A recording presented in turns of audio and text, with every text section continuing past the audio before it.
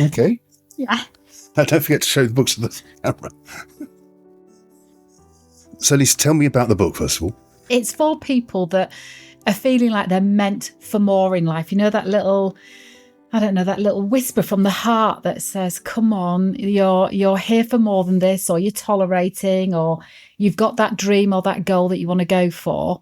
So the book is designed for that person to bring into awareness what their hopes and dreams are, but in a way that feels natural, honest, aligned.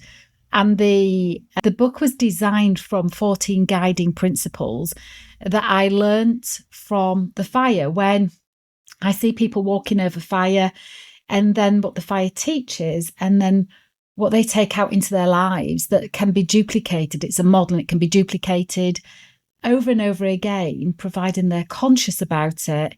It helps them, I was going to say achieve more, but be more in alignment with who they are. Less about achieving, but more about self-alignment. So is buying the book better than just going on a firewalk? Never. But what it does is, I love that. What it does is helps people understand what's firewalking got to do with anything, because I completely understand when people say, I don't get firewalking.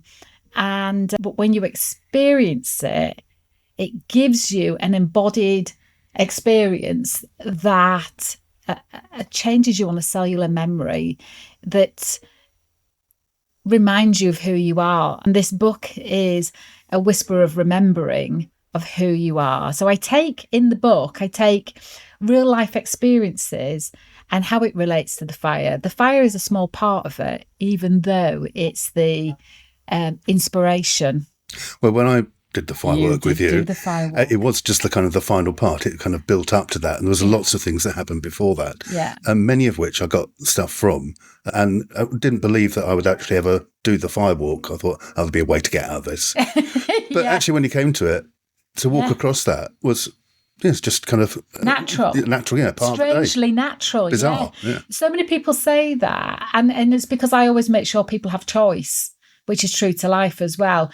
You know, just do what feels right for you. And this is always a lesson of tuning into yourself first rather than to the person next to you.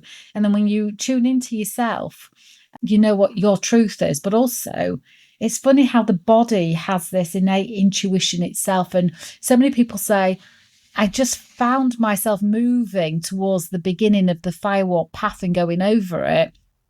And then my mind realised what I was doing. But there's like this, and that's what I mean about the remembering. Not every firewalk is the same. I mean, mine are deliberately very sacred and very heartfelt and we're working on the inside world rather than the outside doing world.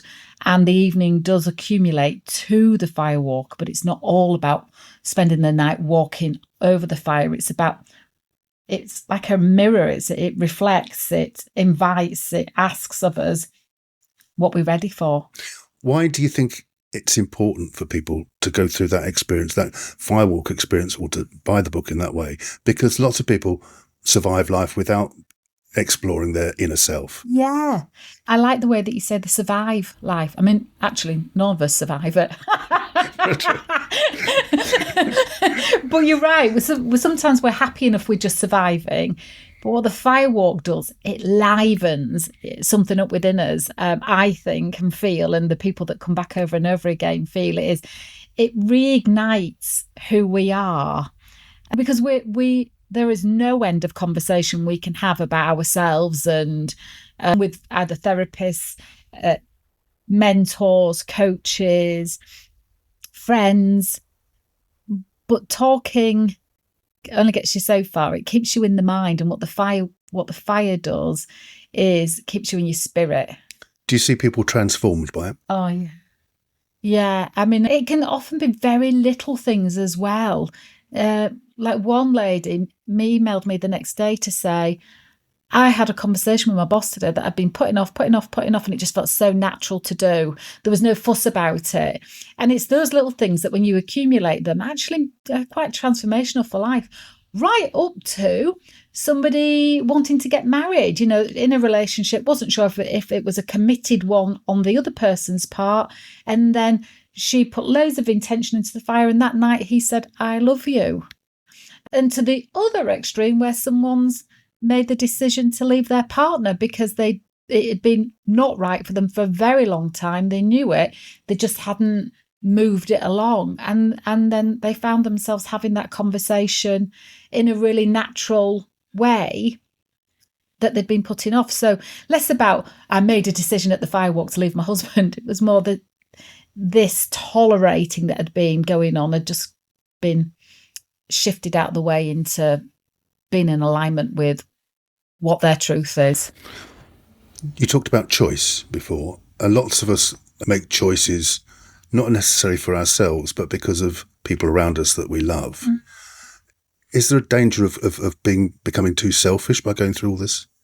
That's a really good question. And the answer is no, because what the Firewalking does, what the book does, is helps people get in tune with themselves. So they know what their own inner truth is. They've got clarity with it. They've got courage with it. And when we are not aligned with ourselves, then it can spill out into our relationships in a clumsy and sometimes unhealthy way. But when you are true to yourself, then the version of you that you get to share with other people is much healthier and much more fulfilled, much clearer, much more in self-trust. You make better choices. Yeah. Make better choices. And you make choices from a place of trust, not reaction, and not external needs that are often our interpretation or our perspective. So give us the title of the book again quickly. The title of the book is How to Be Unstoppable When You Know You're Meant for More, and it's 14 guiding principles from the fire that transform you. Thank you, darling. Thank you.